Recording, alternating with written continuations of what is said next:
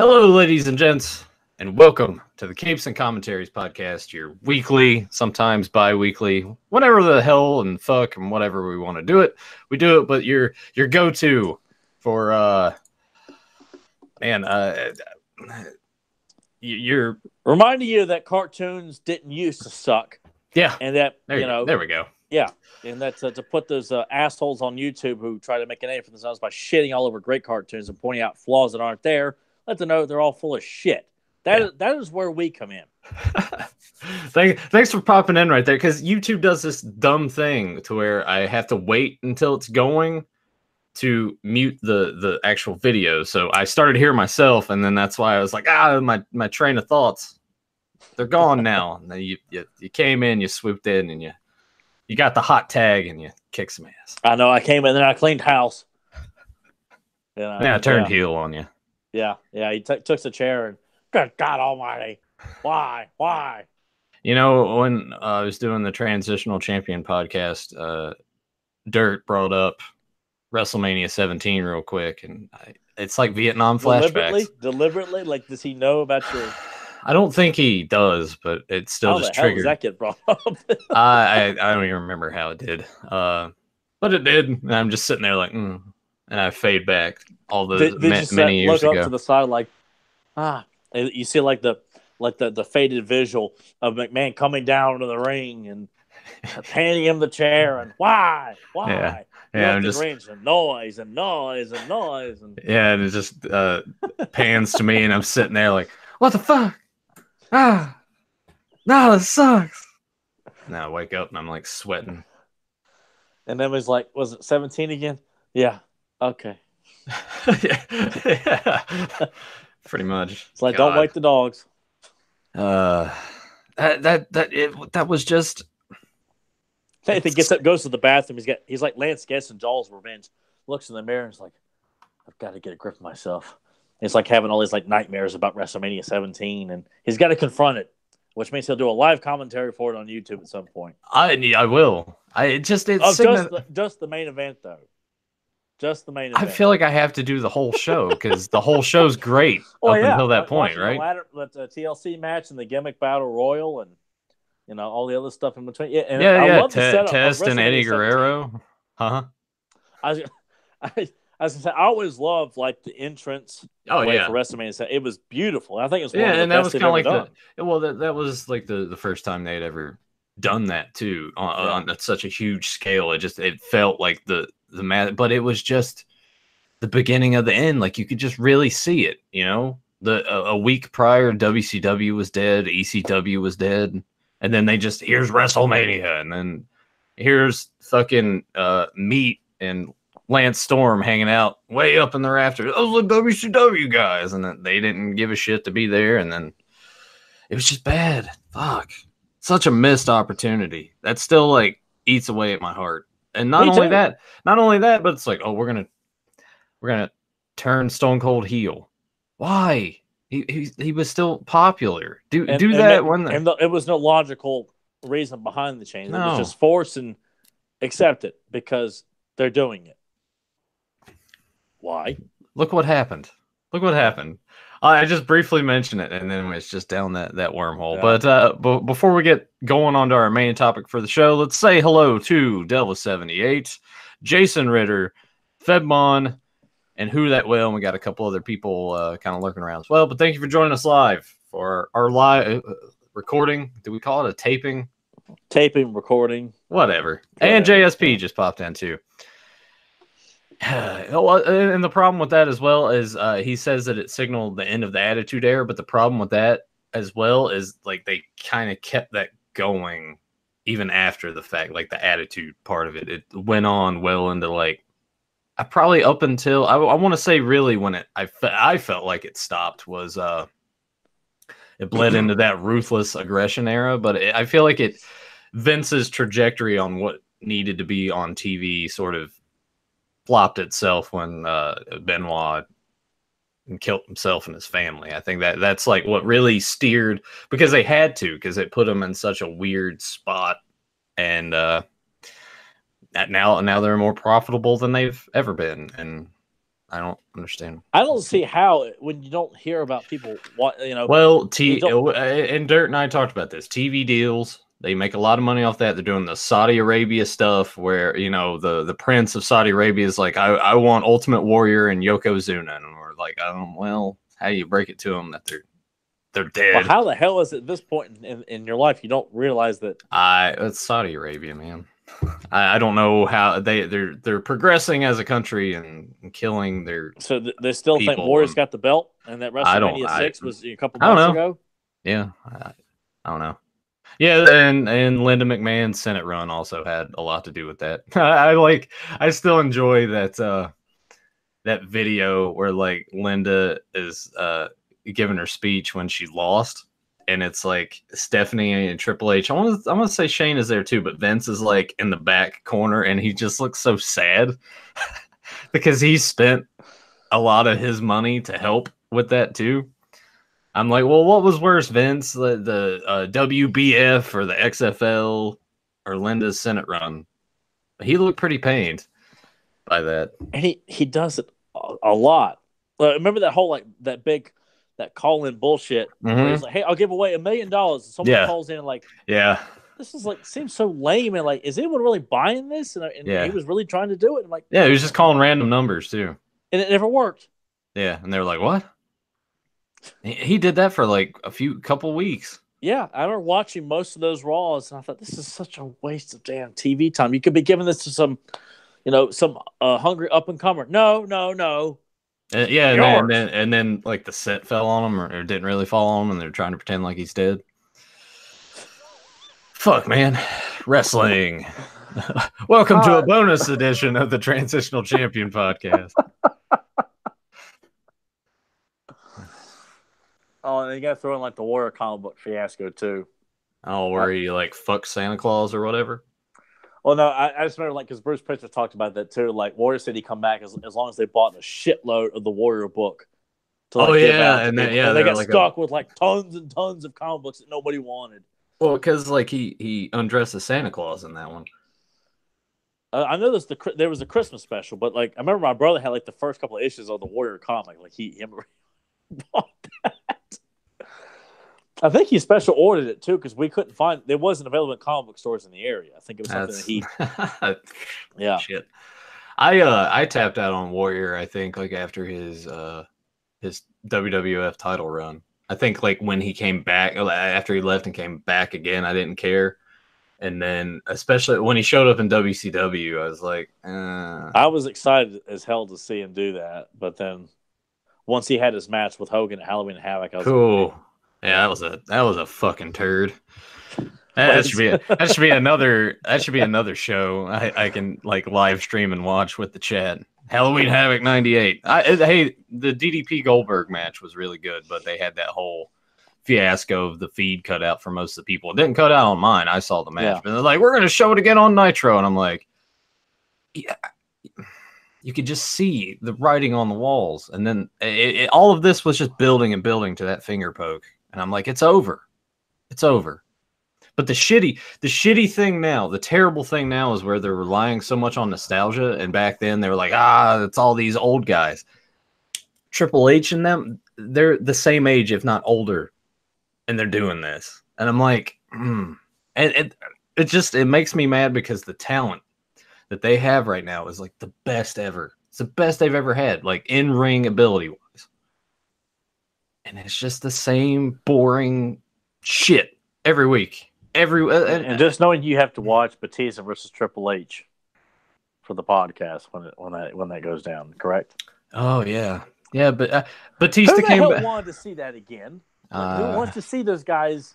Like, why? What was the and face Triple H of all things too? I guess because Infinity War or Avengers Endgame's coming out in May, so therefore WrestleMania. Well, I mean, to his credit, Batista has always said he's like, I do want to come back, but they won't let me come back. And he what he wanted to do was wrestle Triple H, and that's his own choosing. I guess they finally decided to do it. But I look forward to the promos because I think Batista with the acting he's improved. I imagine he's improved. He'll be able to pull it off. The promos will be good, and the match itself probably not so much. But We'll But see where that goes. what is it really that is it a draw to WrestleMania? Is it one of the reasons that makes one people don't want to sit down and I watch the pay-per-view for that?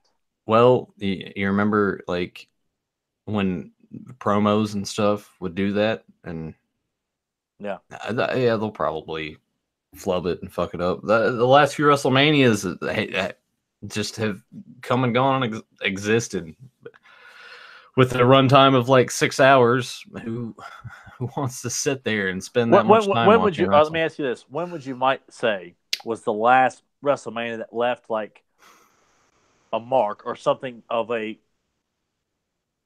remote memory of like, okay, that was somewhat special in a positive, not in a shitty way. I would say Dan O'Brien's win at WrestleMania 30 Okay. because that's what the fans wanted and it finally happened.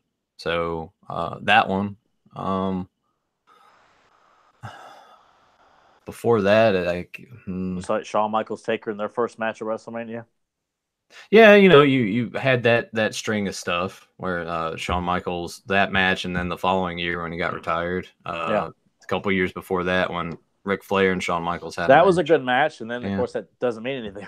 Flair shows Yeah, up when he TNA. shows up at TNA and starts wrestling Jay Lethal and whoever the fuck, Yeah, teaming up with AJ Styles and falling into the ring and yeah. So hey, there you go. There's your bonus transitional champion podcast bleeding into capes and commentaries. What day is it? Do I have to go to work? I don't know. But we're actually here like Matt Hart. Where am I? I'm at home. I'm okay. I'm okay. I got my McDonald's setback. That's a funny ass video. Oh man. Yeah. It's just a sad state, because we all enjoy wrestling, but Well, here's hoping AEW gets that ball rolling, kind of shows off what wrestling needs to be, not overproduced shit that you think's gonna win primetime Emmys. Just like grit, like I hope AEW's approach is similar to what Triple H is wanting to do in NXT, and it's mostly accomplished. Being that throwback to your NWA and early WCW without not you can have a little bit of like funny, goofy bullshit. That's fine, but if it's too much, then they're not going to have like one of the staffers come out greased up in oil and start dancing around in the ring for some shitty time filler, right? Yeah. Yeah. Iceman Traveler it was bringing up Sting and Triple H at that. Yeah, that I still don't understand why Triple H won that match. Yeah. You're bringing Sting in, and that's another sore fucking spot. Like you wasted all these years when you could have had Sting like mostly in his prime, but towards the twilight of his career, and you wait. And then you reassure him because what he was always afraid of and what he said in interviews all the time. I didn't want to go because I didn't know what they would do with my character. I've seen guys like how Booker T and DDP, like what happened to them. I don't want that to happen to me. And what happens, he goes and it pretty much fucking happened to him too. I hate that shit. It's like, oh, well, Sting's defeated. That's we put WCW to rest. I'm like, WCW is long gone and dead. Because Vince has got to feed his ego. Fuck. I hated that shit. Now, I did pop when it's like, NWO comes out and it's NWO and DX, but at the same time, too, all those guys couldn't move worth a shit either. It just didn't. The concept was cool, but to actually see it happen, you're like, yeah. It just like Hogan can't bump. Nash's knees are shit. Hall is still like, I mean, he looked good. Billy Gunn and Road Dogg could still go, but who gives a shit about them? Yeah. X-Pac's there, and it's like, okay. And people like Shawn Michaels, and Shawn Michaels can still go. He's great and whatever, but it just fell flat. Yeah. It's too much too late. It just didn't have the... Yeah. I'm sure to be in the arena when it happened more magical. Yeah. And I mean, when I watched it live, I was like, that's a cool... It was neat. But it would have been, but I think, all right, you think it would have been meant more if Sting had went over and Yes. DX comes out to attack Sting, and then Yes. here comes the Sting NWO. should have went over in that Yeah. match. Yeah. Well, I agree with that too. Like, why the hell would you bring him in just to put Triple H over? Like, and not only that, when he loses, they do it like all of them are like there's just a handshake and the hugs and shit. And I'm like, what? It just didn't. So stupid. Like, who booked that shit? I hate it. I hate it.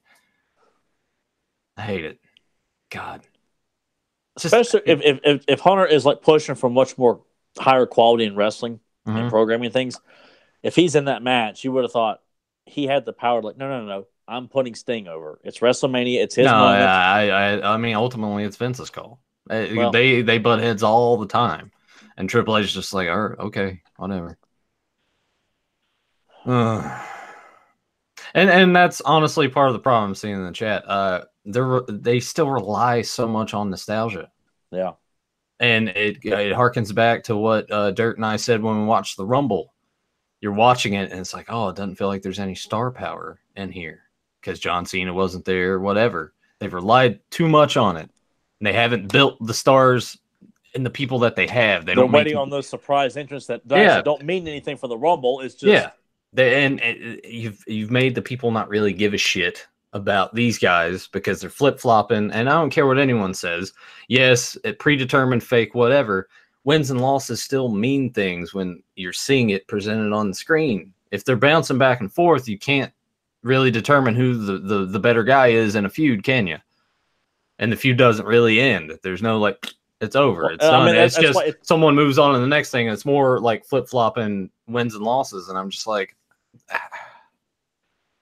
I don't know. Bruce Pritchard is back with the company, so maybe he can steer it and help them do stuff. He produced supposedly he produced the Batista attacking Ric Flair segment this week, which actually looked kind of cool.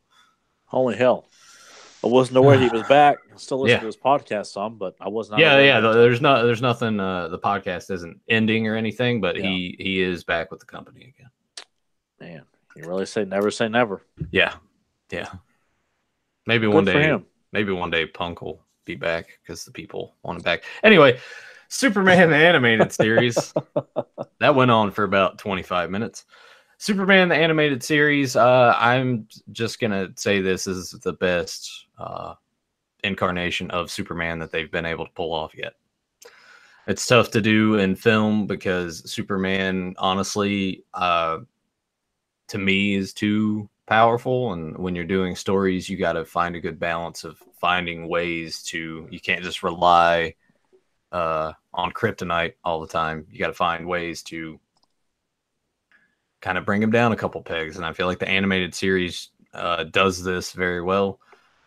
So this is my go-to Superman. I know a lot of people are like, yeah, well, Christopher Reeve. I'm like, yes, the movie's great and everything, but everything since then cinematically for Superman, not suck balls. Yeah, it's been awful. Yeah. I can't. As much as I hated Henry Cavill's portrayal of Superman, I know it's not his fault. Zack Snyder and the morons at Warner Brothers. I'm sure he probably could have been. I'm sure some people thought he was great. I thought he sucked. I thought it was a terrible film. Man of Steel was awful. God, it was just terrible. And Amy Adams was a god awful Lois Lane. She just sucks at everything anyway. Most of the stuff I've seen her in, I haven't seen anything that she was any good in. Yeah, she just looks kind of stoic, but also very sad. She just looks like a droopy, she just doesn't have the She looks sad all the time. Yeah, all the time, yeah. I just don't feel like they have cast... Margot Kidder was a good Lois Lane. And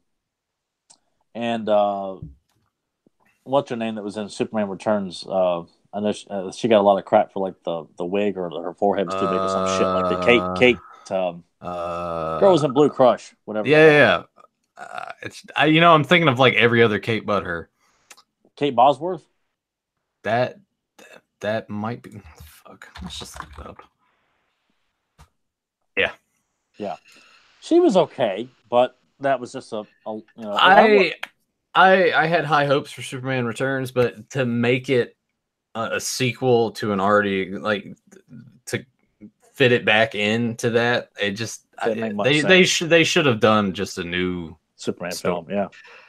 And stop with the Lex Luthor shit. Like you got give us, and that's why I was like, I wasn't too upset that they were bringing the Kryptonians and having Zod, but I felt like, damn it, why have we got Brainiac or Metallo or Parasite? It's just going back to the same. But I love Lex Luthor, and I feel like there is room to put Lex Luthor in a Superman film with one other grandiose, outer worldly villain. But I I just I kind of feel like I do like Chris. I mean, he is my Superman, and then I look at this too as like the definitive interpretation because Clancy Brown is the definitive Lex Luthor. I mean, I've grown to like Gene Hackman's Lex Luthor as I got older. I didn't like it so much as a kid because I felt like it's too silly. Because I'd watch this and I'm like, this is Lex Luthor. Clancy Brown owns this role. I'm like, and ever since the show came on, I'm like, that's how I always saw Lex Luthor. See anything less than that. Even some of those animated straight to video films they've done, like Lex Luthor comes off as a bit of a pussy. I haven't watched all of them because some of them suck. I'm like, you know what? You're not getting my money anymore. So if they've done it right, some of the others, I haven't seen it because I've been burned too many times. Casting Jesse Eisenberg to play Luxor, I mean, like, yeah, that was a mistake. I don't know what they were thinking. That would have been like because Tyler always makes the joke that Jesse Eisenberg and myself look very similar. That would have been like casting me. If they cast Nathan to play Lex Luthor, he'd have been a lot more serious in the role, not like all hyped up and talking like this and talking really fast, trying to be all quirky. Like, oh, isn't he funny, people? Because that's what you think of when you think Lex Luthor. You think I'm a clown. Well, he's just doing his job. I know, but if I would have been him, I would have been like, Zach, what the fuck? I would have just like given him this and like Justice League animated and just slid it to him and be like, watch this. Yeah, don't even. I mean, there's so many comics to choose from, but no, watch this because you actually see how Lex's portrayal and persona and his mannerisms, his charisma, like this is how you play Lex Luthor. Like, and that's why I was never fond of Gene's for a long time because, even though at times he's trying to be serious, but it's still played for laughs. Yeah, and I know that's the kind of direction they went with it. But I'm like, I don't want to see a silly Lex Luthor.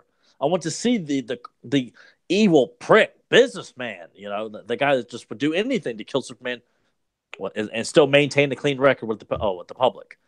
That's the Lex Luthor. Damn it, that's the Lex Luthor I want to see.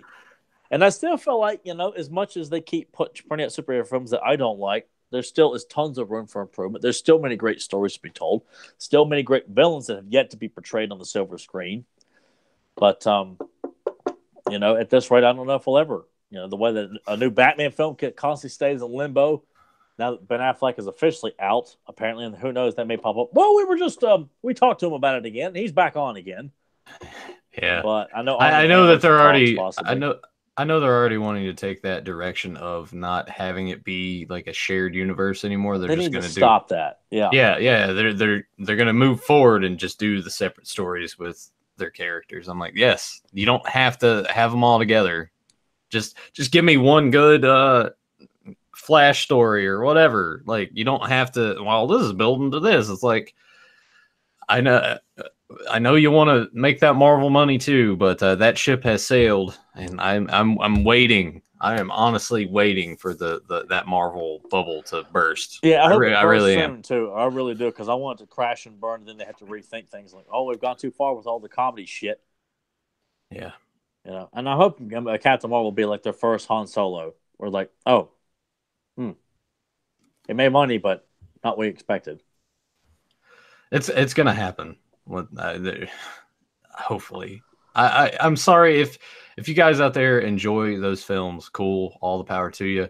We don't. It started off fine. Now it's just they're just. It was all forgettable if they're not. Well, it was like WWE at that point in time where, like, once Randy Orton popped on the scene, it just seemed like every guy that came out was basically him. Shitty tattoos and black trunks, and it just seems like the copying and pasting. Yeah. Every movie I watch, I'm like, all right, yeah, like it was all right. It was there, but forgettable. Like, you're not thinking about it when you're done watching it. Black Panther, Best Picture. Fuck you. No. Horse shit. Yeah. No, just no. Ugh. all this politically driven horse shit. I hate it. I hate it. That's why I want these films to crash and burn, and I don't care if it pisses people off. Which I don't think we have to worry too much about pissing too many people off who listen to this in regards to that. But they're not fun anymore. I mean, it's not leaving that impact. Yeah. At least when the first Iron Man came out, it caught everyone off guard because Iron Man at the time was a C-list character, and he comes on and just astonishes everybody. Yeah. Thanks to Robert Downey Jr. But it was something new and fresh. Yeah, and it was a different take on the. It made Tony Stark a little bit more interesting because the public just wasn't that well known with Iron Man. But ever since then, I thought it was ambitious for them to build to Avengers, and they did it successfully. But then after that, it's become build, and because I feel like some of these guys, they don't deserve their own movie. I'd say put them in the same movie together, have a team up film. But with, as I've said before, the pushing in the direction to make everything overly family friendly and not taking these characters seriously the way the comic books do, or at least comics did at one point. I don't read any of the current stuff, but I just felt like it's much more smarter for DC to stop trying and get some dignity and self-respect back and give us one good solo DC film that's not like Aquaman. Because I'm fairly certain Aquaman was more heavily based in comedy and lighthearted stuff that is going to appeal to the general audience. And of course, that's what it's all about. It's about making money. And they don't give a shit about the fanboys. They just see all fanboys as mindless idiots living in their parents' basements and sitting at the computer, pissing and moaning about, oh, you got this wrong, you got that wrong, you got that wrong, oh, you got that wrong. I get the stereotype. But, there were some great comic book movies that appealed to everybody, the comic book fans and the general audience. And I don't need to go down that list because you people are listening. You know what we're talking about.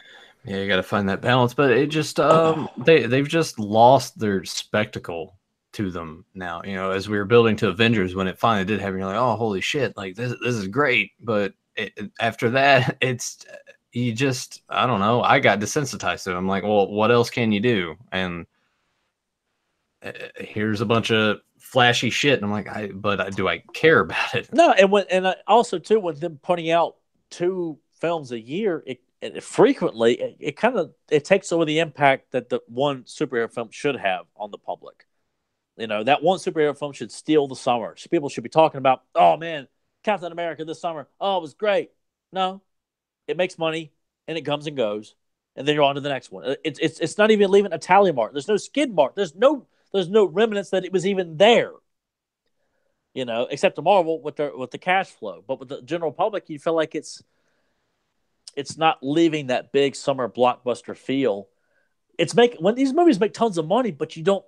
It's just like, I know social media buzzes with all the shitty memes and, oh look, I'm fading to dust and sand just like in Infinity War. Aren't I clever and funny?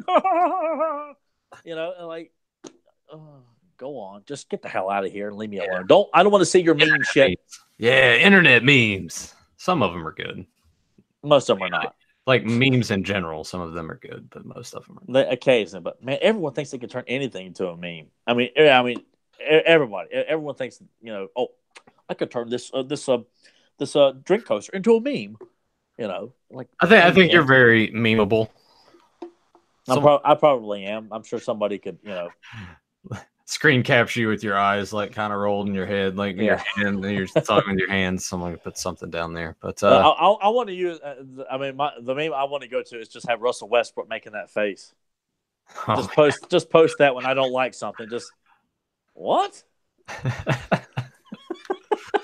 Yeah, and that's how Marvel and DC have been for me. I was just like, what are you talking about, man? It's like, I'm out. And I won't see another superhero movie until I see something. I have no interest in seeing the new Hellboy movie. I have no interest in. Let's go ahead and talk about that for a second. I saw the Red Band trailer that came out with a new set of trailers. Yesterday, day before. I watched that Red Band trailer and I'm like, well, one, the CG looks fucking terrible. It really, it looks like they should have just made it in like an animated fucking movie because the CG does not look good. They want to be ambitious and have all these things going on, but it looks bad. I know Hellboy is he does have the comedic relief because he is a smart ass character, but there's ways of delivering that and not making you hear it look like a clown.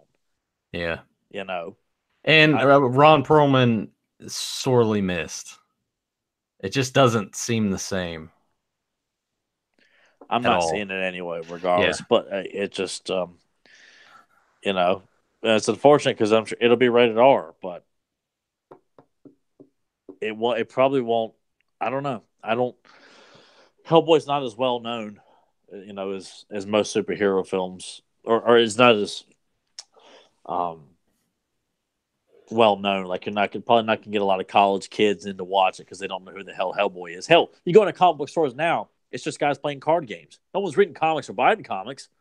They're just playing card games. What the hell's a comic book? Yeah. So and also not like there's anything wrong with that, but I remember back in high school seeing those guys playing card games. I'm just like, I don't see the appeal to this. I respect that, but I feel like when I go into a comic book store, I want to see guys like looking for comic books and talking comics, but it's like you're at a comic book store and no one gives two shits about new comics or old comics. It's just playing the games. I'm like, that's fine, but aren't you guys interested in any of this stuff? Like these vintage comics on the wall? None of this stuff interests you? No. You know?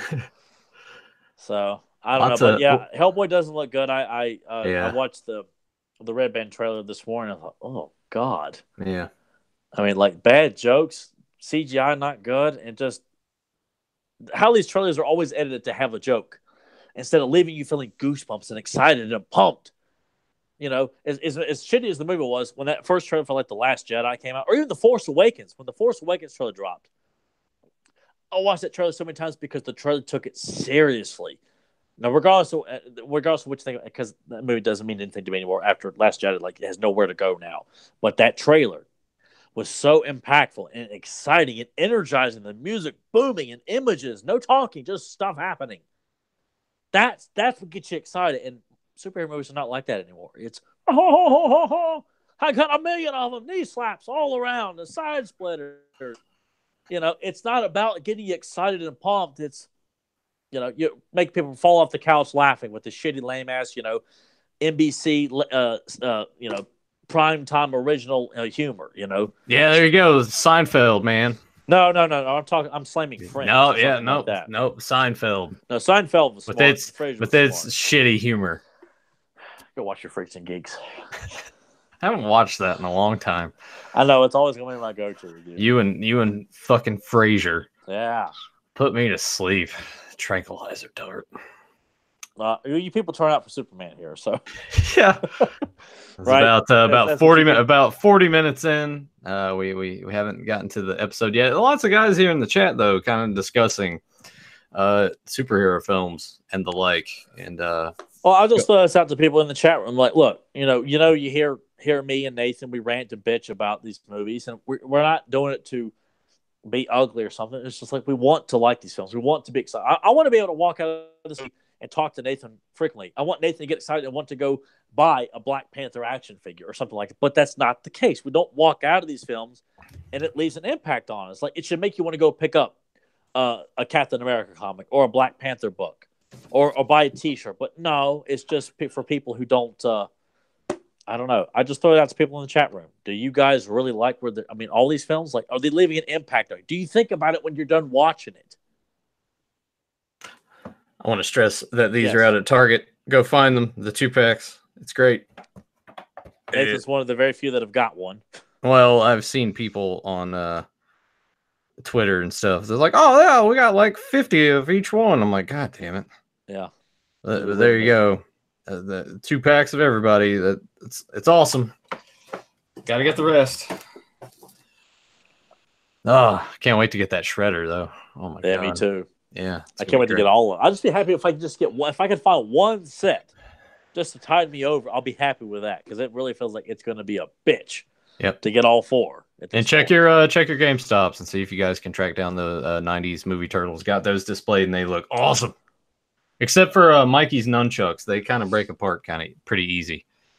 Huh. Oh, Mine did. So I had to kind of like just take the set and like tuck it into Oh, his okay. his shell right there. The other set was fine, so I just put it in his hand, just put a slice of pizza in the other. But yeah, good stuff. Nick's Good stuff. finest work. Yep, just got to get the rest of those guys. All right.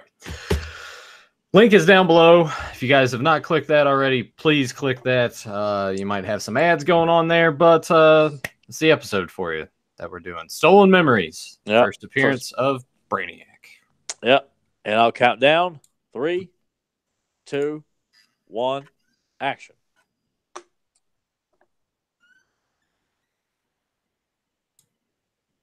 How do you feel about this intro? I like it. It's not. I will say it's not as energizing as the Batman animated series intro though. This has got it's busy. I kind of feel like it. I wish they'd given us something more closer to Batman, even though the two are completely different characters. But I kind of wish it was a little bit more of a. I don't know, but I guess I feel like the tone of the intro fits the characters from Man too, like more heroic and uh, upbeat, and go get him kind of thing. Whereas with Batman, it's a lot more serious, even though Superman's a serious character. Um, it works, but and revisiting this episode, I was like, I really wish we got something a little bit closer to the Batman intro, not verbatim, but something that's reminiscent of that. And of course, ending it right there with him tearing open the shirt and revealing the S. I mean, that's how you end an intro like that.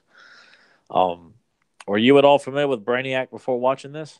No, not at all. Like watching this show was kind of like the introductory for a lot of stuff in regards to Superman, because when it comes to Superman, honestly, he is one of my least favorite characters, just because he is, to me, just too overpowered.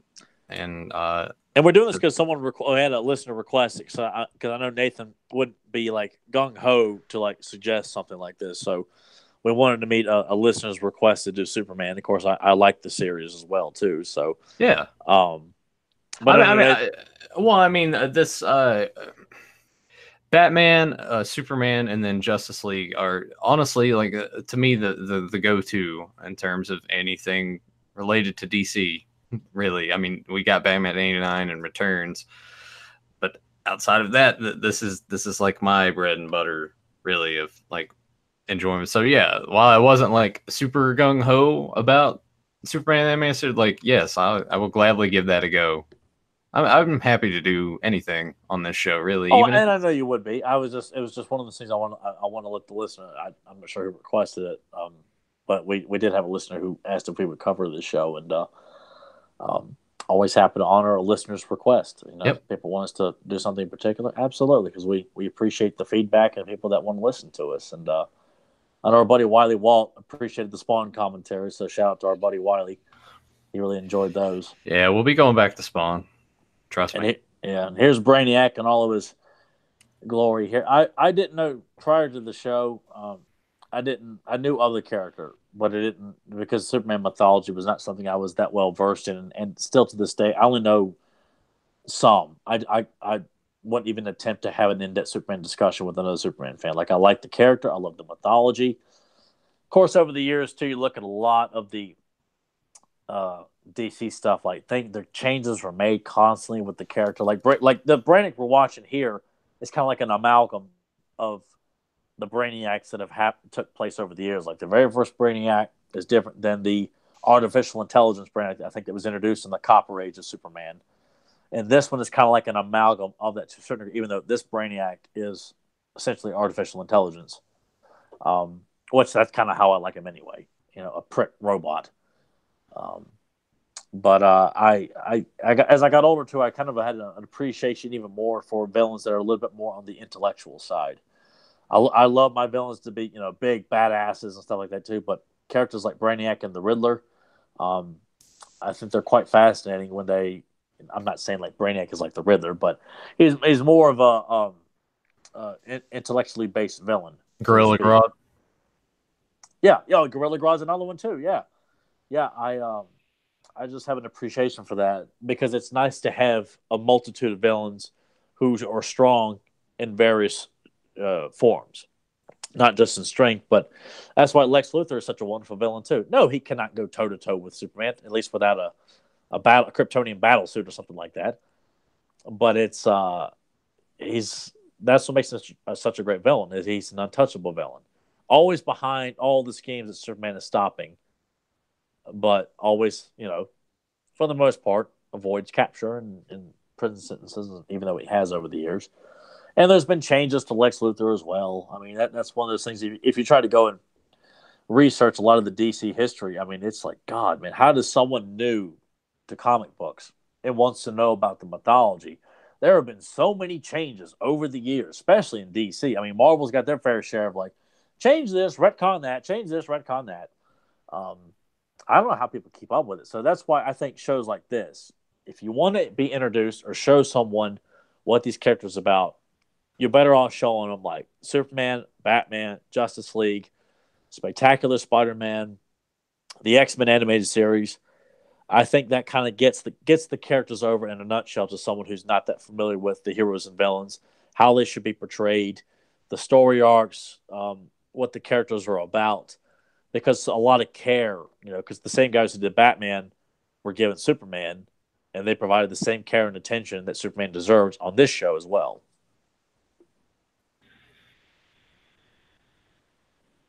I'm finished now, Nathan. I was just trying to think of how to like transition to that by what was going, but this part of the episode, like nothing had really started to happen yet, but here he is in Brainiac's ship, and there is one part coming up that I don't know the decision making behind this, because once these robots here come down, he could easily just use his heat vision to just like cut through them like nothing. And he eventually does that to one of them, but why not just do that here?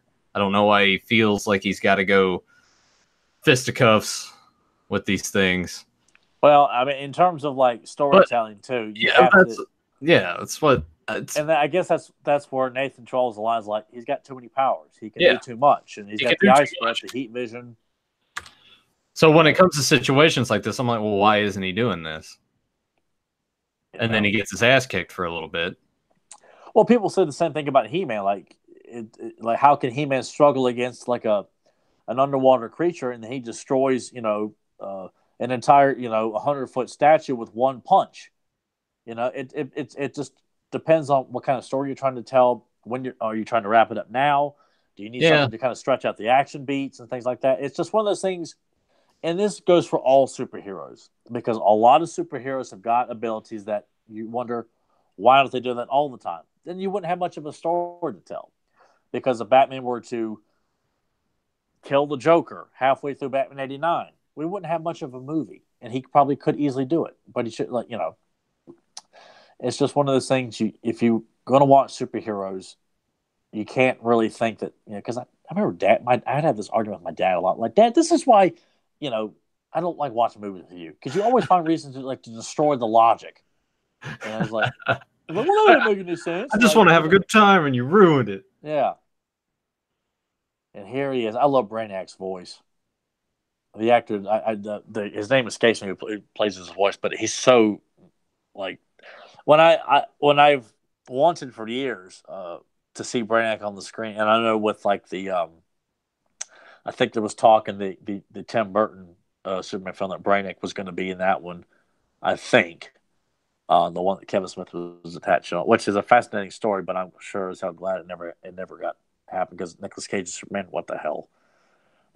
No, I don't want to see what that movie looks like. There were parts of it, and I was like, I think if somebody else had been cast as Superman, I might have been like, you know what, just for the sake of like curiosity, I say, okay, I would have liked to have seen that just for the hell of it, but not with Nicolas Cage attached to it. But Brainiac, I know, I think was in that, or was supposed to be in it. Yeah. I think even with Superman 3, there was talks of putting Brainiac in that originally, along with Mix Picklick. God, I can never pronounce his name properly. But and Supergirl as well too. A lot of ambition for a Superman film. It would have been interesting to see what Brainiac would have looked like in a 1983 Superman film. But this is the Brainiac I would like to see on the silver screen, with the voice, the look, and just very cold. emotionless. I feel like Superman is he's the Sting of the DC universe. He's always just like the do-gooder. He's so trusting, and people turn heel on him all the time. Yeah, but then it makes for a great pay-per-view. Yeah, yeah, because you want to see him go kick their ass. And Iceman Traveler brings up a point because he was like, I don't like how they underpowered him in the series, and it kind of goes back to what we were talking about right there. I guess that's why I do gravitate towards this, just because I want Superman to have more vulnerability other than like kryptonite, and that's it. Like, but at the same time too, there are times when I watch, I'm like, well, why didn't he just do that instead? And then he does it, and I'm like, well, could have been over. But I'm kind of we need to get some more of those guys that worked on He-Man on here and get kind of ask him more about those approaches that you need to take and how that works in a writing room environment where like someone says something like that, and I would just be like, well, yeah, but couldn't he just do this? And then you have to find a way to work around that and make it work. Well, that's why I feel like, I mean, I get it. Like, if I was, and I am the last person in the world qualified to ever write a Superman story, but I know the nuts and bolts, the basics, and I would never feel like, and that's the thing I feel like with Superman's Rose Gallery, they have to be a little out of this world to a certain extent, because to deal with just mortal men, like with or even guys that have got accidents that happen to them, like most of Batman's Rose Gallery are all human. Spider-Man Rose Gallery, accidents have happened to a lot of those guys, and they're enhanced with like Sandman or Doctor Octopus or Electro, uh, and some of them are just they're well equipped with like proper tools and stuff like that. Or if Superman were to take on Mysterio, he could just crush the hell out of Mysterio like that. Um, and that's why I kind of feel like Superman's Rose Gallery. I mean, you had to come up with characters that are worldly, like they're not from Earth for the most part, I think. Even though I know there are some to a certain degree, but you got characters like Darkseid, you got Metallo, who's not a human. You've got Doomsday, of course, which was created. I think Parasite is not human. I mean, but I feel like even though Superman, I'm getting off track here. The point I'm trying to make is that even though Superman's got all those powers, that would not be my approach to like just okay, use the heat vision. Oh no, use the ice breath now. Like no, that's not how you tell the story. I feel like you can tell great stories. Even like He-Man's got all these awesome powers and kick anybody's ass immediately. It's cheap to use that. It's like a professional wrestling. Like if you clearly know Kane could squash Rey Mysterio, it's not going to make for much of a great match. You have to make it believe that Rey Mysterio could take Kane out in a match, even though logically, yes, Kane could stomp the hell out of him. But to make it a great match, you got to believe that Rey Mysterio could take out Kane with the 619, or whatever. I've had surgery 5 times in my right knee. That's what it's, and he still does that when he sells. He's always just grabbing his knee and rolling around. So he didn't even hit you in the knee. He gave you a clothesline. Why are you grabbing your knee? Doesn't make any sense. But I thought it was funny when Superman is having the visions of, well, Brainiac's the one that's destroying everything, and he wakes up. It's like my WrestleMania 17. Yeah. Yeah, someone should just like clip that part and just put the ending of WrestleMania 17 right there, and Superman wakes up. This is kind of the comments too. Like I know Brainiac, I'm pretty sure is responsible for the destruction of Krypton.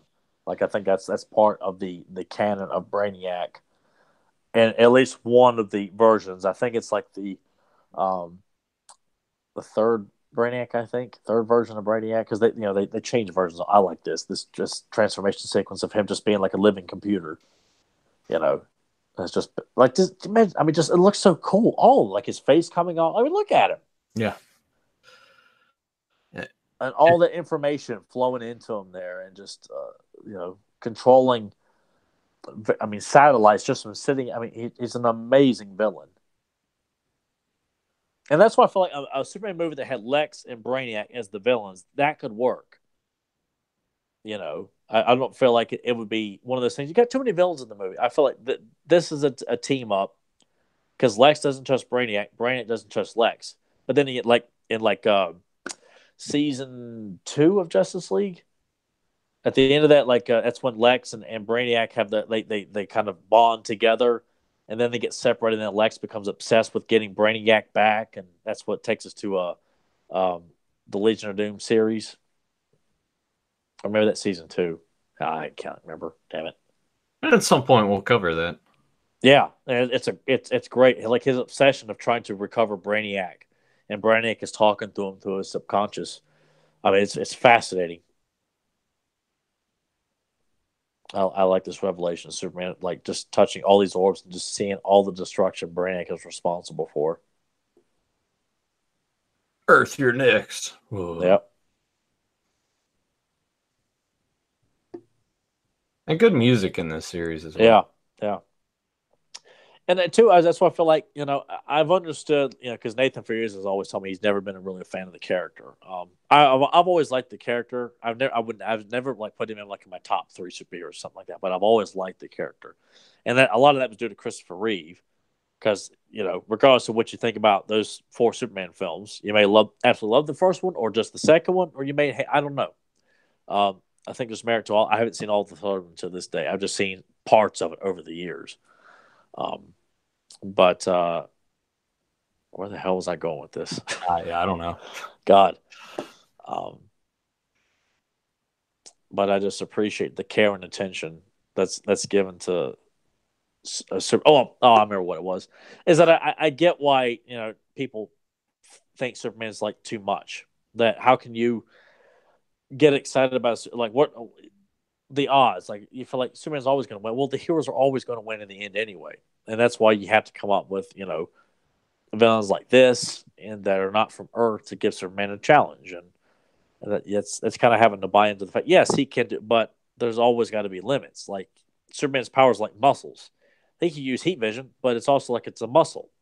It's like you kind of obviously using his strength and flying is probably a lot easier than concentrating focusing on heat vision because he could probably destroy Brainiac. Of course, I like this sequence here, and he gets his strength, starts punching the blast. Like that's awesome.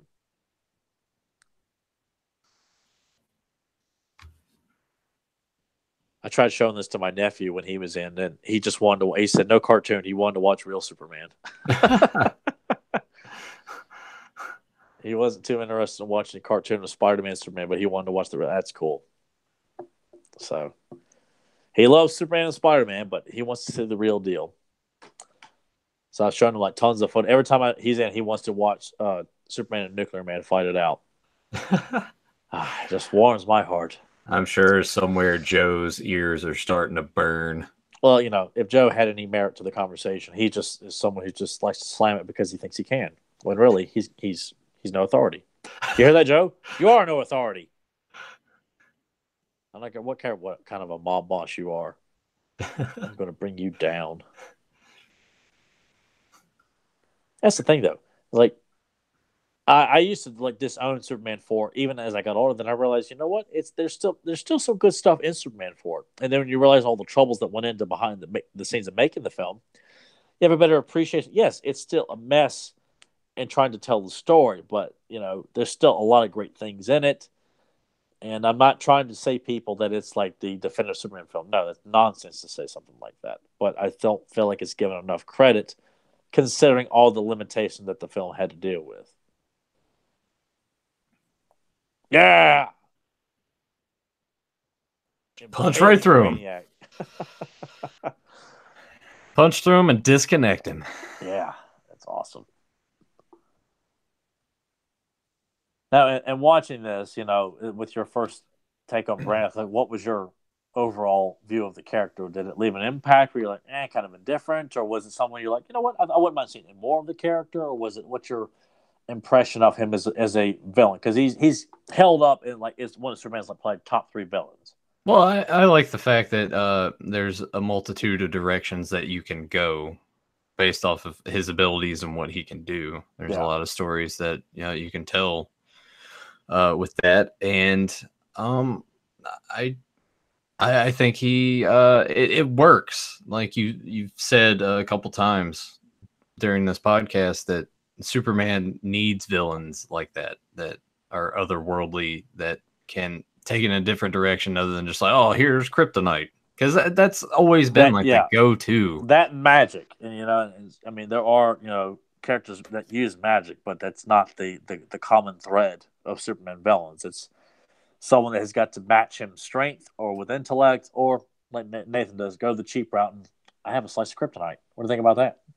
There's the polar bears Yeah, guarding the Fortress of Solitude. yeah, I feel like that's a nod. We gotta have polar bears, but yeah. it's the Fortress of Solitude. The brain just kills one of them. Yeah, it's always a great story. Like I don't care for Kevin Smith's current stuff, and I'm not interested at all in anything he's got going around with another Jay and Silent Bob movie. But Well, from what I read in the chat, he's going to be doing Howard the Duck series for Hulu. I don't. I just don't trust Kevin Smith in anything comic book related. Like just because I mean the guy has become like the common go to. Hey, if you're worried about fanboys not liking film, just pay Kevin Smith. He'll say your movie's great. Oh, Like is he the new Harry Knowles? yeah, I think he's been like that for quite a while. I mean, Everything's great. I love it yeah, all. yeah. He thinks it just kind of feel like who the hell are you anymore? And he's been like that for years. And I just feel like his quality and entertainment. Clerks to me is his best film, followed by Mallrats, and then Chasing Amy, and then Dogma. Then after that, I could care less about the rest of the stuff he's ever done. Like I know Nathan liked Clerks too. I don't care for it anymore. Jan Silent Bob Strike Back sucked. Yeah. I never saw Jersey Girl. I didn't care to. Jersey Girl, for what it is fine. It's cool seeing George Carlin in another role, but yeah, it was okay for what it was. It was definitely a step in a different direction for him. It was more of a funny family esque kind of film, but I didn't have any problem with it. Now, did you say that he's doing a Howard the Duck series for Hulu? That's what the chat was saying. I What the believe. hell? I heard that there was talks of a Howard the Duck show coming up, but if Marvel just took away Netflix's, like they shut down all the Marvel shows, how is it Hulu I don't is know. getting a Marvel show? I'm not sure. Yeah. Oh. A question was posed by Delvis: if there were a DC Marvel draft, who would you guys swap? So we take a Marvel character, put him in DC universe, and vice versa. Who would you? Well, let's just do one. Like, who would you swap who for? It's a good question. I think Doctor Doom would work very good in the DC universe. I think he'd make a great Superman villain. A great villain for everybody because he could match wits with Batman intellectually. He could come up with a multitude of weapons and always have Kryptonite man stored. He'd be like a much more I mean the magnitude of Lex Luthor would be upped even more with Doctor Doom because Doctor Doom to me is the definitive comic book villain. I mean above all else, he's intelligent, he's smart, he runs his own country. I mean that's Lex. That kind of ups the ante on Lex Luthor's uh, status quo. So to put Doctor Doom in the DC universe, I could see him feuding with everybody from the Flash to Batman, Superman, the Justice League. Doctor Doom versus the Justice League. I could see that, And then with switching from DC to Marvel, uh,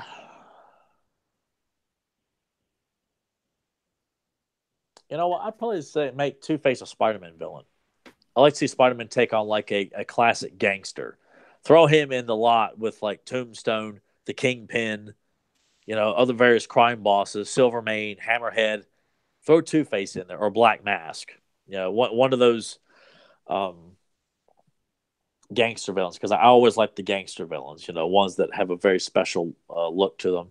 That's just a random thought. If I had a little bit more time to think about it, but definitely Doctor Doom is kind of like the Lex Luthor. I don't know if I would swap Lex Luthor and put him in the Marvel universe, but yeah, that'd probably be my choice at the moment. I'm still thinking, and I can't really. I'd switch Aquaman and Namor. Damn.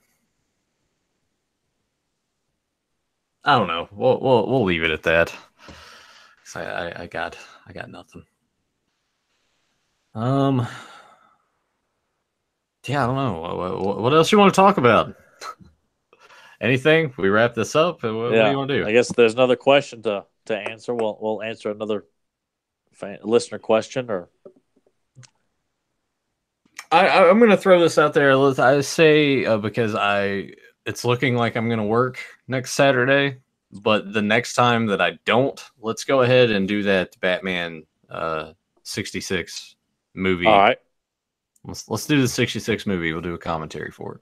all right, and then after that, I had something picked out. I think you can appreciate. Okay. I say we do a commentary on the real Ghostbusters, The Boogeyman Cometh. All right. Yeah, because they have their own comic book, so I can get away with it.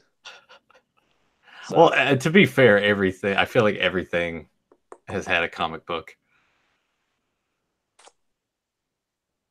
You went through my comic book collection a couple of weeks ago. You saw all the different shit. You're like, what? Kool-Aid Man got a comic book.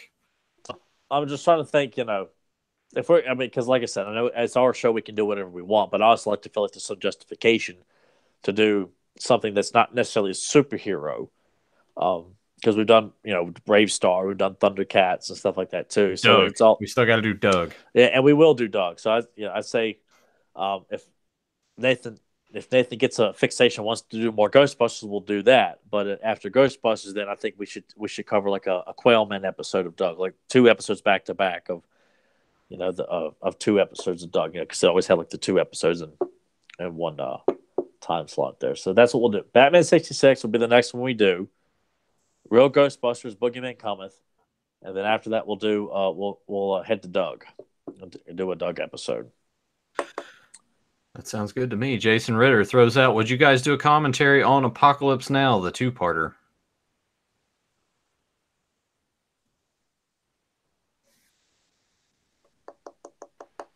I'd say yes.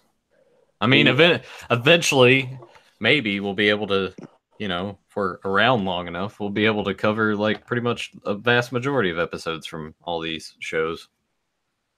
So yes, why not? Apocalypse Now, is he referring to? I'm not sure. What's he referring to?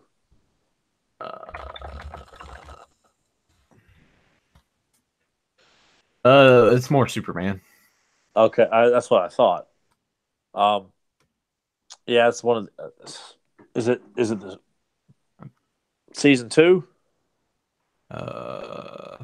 Looks like it's a season 3. Okay. Yeah. No, I mean all this stuff. I'm sorry because I only have season 1 of Superman. So, yeah, we would definitely be open to covering that. Of course, I apologize for the brain fart on that one there too, because I don't own season 2 and 3. Fedmont says Nickelodeon, Doug, please, not Disney. Oh yeah, we're not touching the Disney. No. We only do quality on here. That's why everything we cover is going to be good. So yeah. I do want to cover some bad stuff just to watch Tyler squirm a little bit. Well, that means you'd have to. What would you suggest then? Guardians of the Galaxy commentary. You'll be the only one here for that one. I'll just stick like an ice cube right here, and you can just talk to the ice cube and watch it melt over time. Yeah. Because it's a great interpretation of me just in frozen solid, then I just like melt away. Yeah. So we could do more Superman, of course, and other. And then of course we'll come back to all the other things that we've done. I wanted to do the G.I. Joe movie with Nathan, the 1987 G.I. Joe movie. I'd like to cover that with Nathan at some point. More X-Men, Mask of Phantasm. We've yet to do that. That's something we've been talking about doing that for a long time as well. I was trying to look at the shelf of other stuff that we could. Wolverine and the X-Men. That's another X-Men series I thought was pretty good that I don't think Nathan's ever watched. Nope, never saw it. Yeah, that was quite good. We've only done 1 episode of Transformers, so it'd be fun to go and do like City of Steel from season 2 of Transformers. That'd be a fun episode to cover. More Rambo. I mean, we got endless stuff. So as long as people are listening, we'll keep going. So, and if you stop listening, then go to hell. Yeah, that's still just more chatter going on there. Thanks guys for showing up and Yeah, being appreciate. active in the chat. Yeah, it lets us know we're doing something that you guys find entertaining, and we'll do more Spawn. You know, because Spawn. I think it definitely really hit a chord with Nathan. Yep. So we'll definitely do that. I want to do more Thundercats. I mean, it definitely did. If the camera, you can't see it. You can see a little bit of Violator down there. I see him down there. Yeah, I got my shelf going. Yeah, I finally got some more shit going on. There's building all up. Yeah, there's all it. Emily's got a lot of ponies. Jesus. And someone else noticed that Barry Punch has a new friend right there, and that is thanks to Eric Amon, who sent me a package. One thing I'll probably actually use if I do a video game stream, and I feel like now that I've said that, that's like the secret magic word. Joe will pop out of nowhere. It's like, oh, you're gonna do a video game stream? I was like, maybe. Yeah, maybe really suck at this, man. Yeah. Joe, is that you? But maybe I'll work in a video game stream this weekend potentially. Got to have my pretzel crust and my alcohol. It's one guarantee. That'll always be the 3 guarantees on Beyond Retro Arcade. Pretzel crust until they get rid of it, and that'll be a sad day. I'll just we'll get a recipe and we'll make our own. Pretzel crust, liquor drinks, Wheel of Fortune at the end. Those are my 3 guarantees for Beyond Retro Arcade. Oh man. And now I'm gonna go to Target and see if I can find any more of them turtles. Best of luck with that. We'll see how that goes. But yeah, hopefully next week. I know we said Batman next, but we'll say Batman for when I have a total free weekend. Yeah. Next week we can probably go ahead and just do one of the shorter episodes. We get that knocked out before I go into work. So what would you like to do next week? What was the plan after Batman? I suggested Ghostbusters. All right. Well, let's do Boogeyman Cometh. Let's do next week. Ghostbusters. Yeah, real Ghostbusters, people. That's what we're doing next week. So if you enjoy those first 2 seasons, which I think are, that's when the voices don't get all screwed up. When Nathan's favorite, Dave Coulier takes over the voice of Peter Venkman. Yeah, that was some horse shit, huh? Oh God, man! I didn't notice the difference because I was like, because you hear Venkman's voice, but he was also doing the Betty Crocker commercials too. Yeah. And then here comes Dave Coulier, and I'm like, yeah, I hate Dave Coulier. I hate his Peter Venkman. And you hear stories that Bill Murray had something to do with like Lorenzo Music being removed, which I don't know how much truth there is to it, and how much of he was like, no, have him removed, or he's like, I don't really like the voice. I don't know, whatever it is. Point is, they replaced it because it didn't sound like Bill Murray, and you get this really deep voice, like, hey, Sly. And we're like, how the hell does this sound anything like Bill Murray? Like, God, they went from perfection. Lorenzo Music was the perfect Peter Venkman. Just go back to doing your Rocky and Bullwinkle on your Popeye, you asshole. Yeah. Cut it out. Remember that episode of Full House when he was on Star Search? No. Did you ever watch Star Search a lot? Yeah, I watched it all the time. Yeah, on Saturday nights, when I stayed at my mom's house, that was always a guarantee to watch Star Search. I always look forward to like the really hot girl they would show at the end of the show, like the girl that was like taking glamour photos. Like, oh man, she's so hot, man. That was my favorite part.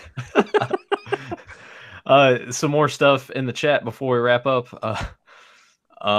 Well, I'll start with Jason Ritter. He asked, "Are we doing any more Spectacular Spider-Man?" Yes, I loved that show. So yeah, I tell you what, Jason, since you asked, I'll throw that to you when we go back to it. What episode would you like? Well, he says here the episode Nurture versus Nature. Versus Nurture. Yeah, that's when Venom shows up. Yeah. Well, damn right. So we'll do that episode to honor you, bud. You suggested it. I need to like open up my OneNote and probably like type that when we're done. That way it's there and I know it's there. This is an interesting question. I would not be opposed to this either. It'd be kind of amusing, honestly. Maybe discuss a porn parody of a series one time as well. Yeah, there's one of like China She-Hulk like doing the Invisible Woman. And there's like Batman 66, and then there's like a dude. I have watched the Batman 66. That one, yeah, Batgirl, pretty good in that one. Yeah, I did like watching China all dressed up in green, like giving it to Invisible One. That was I watched snippets and like it's pretty good. No, I I don't know if I could do, but yeah, sure, why not? That would be a funny. Like, are we doing a commentary for it? You know what? Yeah, may as well. Hey, if you guys got this sitting on your shelf, go ahead and pop it in your DVD player. Pop it in like they're about to. But yeah, why not? Fuck it, that'd be funny. Delva says that you need to do more mini comics. He says the Leech one was amazing. Well, that's I've already done another one. Just waiting for Carson to finish the other one. Hopefully, it won't take him another 2 years to. So that's all on Carson. You need to contact Carson if you want another one. It's been written and ready to go. It's just he has not finished it because he tries to take on more than he can handle, and a bunch of other stuff too. So if you want the Clamptrap Ninja comic finish, you need to send Carson a message and say, "Hey, get this shit done." You know, because I've shown pages of it. It looks great, like layouts and stuff. But honestly, I could not tell you when the hell it'll ever get done at this point. It almost took over a year for that Leech comic to get done. And then when he disappeared for almost a year, after I turned in the Clamptrap book, he sent me, I think, a couple of layouts and then just disappeared for almost a year again. And then it was like, hey, we'll do this and we'll do that. No, we won't. I can't get you to get one book done. Don't even try to suggest all this other stuff. Well, there you go. There's a little insider info for you. So that's why it's taking so long. I don't know all the ins and outs of his personal life. I know he's got a job and relationships and stuff like that too to take care of and everything. But believe me, I'm as hungry to see that Clamptrap Ninja book done because I think if you like the Leech one, this is better than that one. I think in terms of like the writing, the story, the fighting. It's a big action-based comic book, so I think anybody that likes He-Man would really love that mini comic. And eventually, it'll pop in. It'll show up. Yeah, hopefully. Well, I guess with that said, we will go ahead and wrap this up. Thank you guys for joining us live. If you're checking us out on the archive, make sure that you hit subscribe and ring the bell so you get notified when we go live for Capes and Commentaries, our Beyond Retro podcast and Beyond Retro Arcade, where I get drunk and play video games very terribly. Check out all the links down below. You can download us on Podbean and iTunes, and I want to encourage you guys that are on those channels, hop on over to YouTube. It's youtube.com/Beyond Retro Podcast. Check out Fans of Power, the He-Man and the Master Universe podcast, hosted by Tyler Baker and Joe Amato and myself. You can find that at youtube.com/Fans of Power Podcast. Buy Joe's t-shirts. Hit him up for a custom. Like us on Facebook. Like this video. And leave a comment down below and let us know your thoughts on WrestleMania 17 and Superman the Animated Series. Yeah. And I guess until next time, we will see you in the future to talk about the past. Thanks again, everybody. Take care.